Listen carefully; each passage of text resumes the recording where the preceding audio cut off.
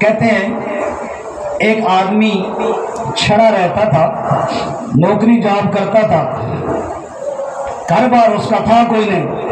ایک دن وہ کہیں باہر جنگل کی طرف گیا، وہاں اس نے دیکھا ایک اللہ والا مل گیا، چوپڑی ہے، وہ ذکر اذکار میں لگا ہوا ہے۔ اس نے کہا بزرگوں میرا گھر بار تو ہے کوئی نہیں، تو میں ڈیوٹی سے فارغ ہو کے سیدھا آپ کے پاس اگر آ جاؤں اجازت دے تو میں بھی ساتھ اللہ اللہ سیکھوں گا، اللہ اللہ کروں گا۔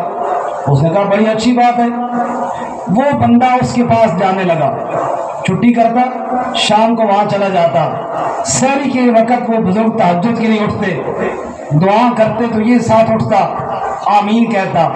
وہ اپنی دعاؤں میں ایک دعا وہ ضرور یہ کرتے تھے، یا اللہ مجھے حکومت دے، مجھے ملک دے، مجھے تخت و تاج دے، اور میں تیرے بندوں میں عدل کروں گا، انصاف کا بول بالا کروں گا۔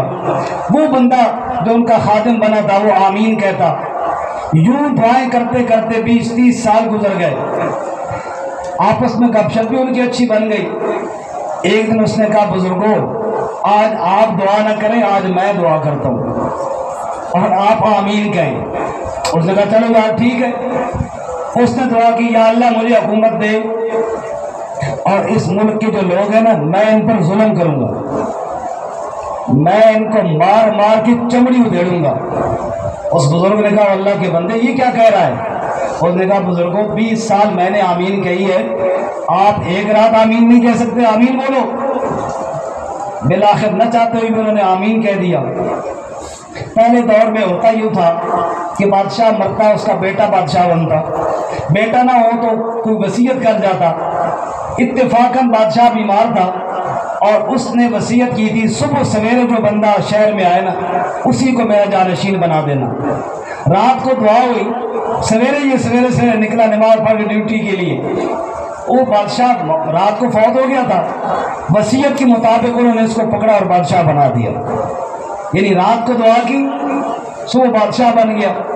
آتے ہی اس نے ظلم شروع کر دیا اور لوگوں پر بڑا ظلم کیا، لوگ تنگ ہوئے۔ آخر سوچیں یار یہ مصیبت آئی کہاں سے ہے؟ پتہ چلا جنگل اس کی طرف سے آیا تھا۔ وہاں گئے، وہ جھونپڑی میں بزرگ ملے، پوچھا فلانے آدمی کو جانتے ہو؟ کہا بہت اچھا جانتا ہوں۔ کہا اس کو کوئی سمجھاؤ، ہمارا بادشاہ بن گئے غلطی سے اور بیڑا غرق کر دیا ہے، لوگ چیخ رہے ہیں، بلبلا رہے ہیں۔ وہ بزرگ آئے سمجھانے کے لیے، جو ہی سامنے آئے نا اس نے کہا اس بابے کو پکڑو اور لمبا کرو اور کوڑے مارو اس نے۔ بزرگوں کو کوڑے لگائے، خوب انہیں چمڑی ادھیڑی ان کی۔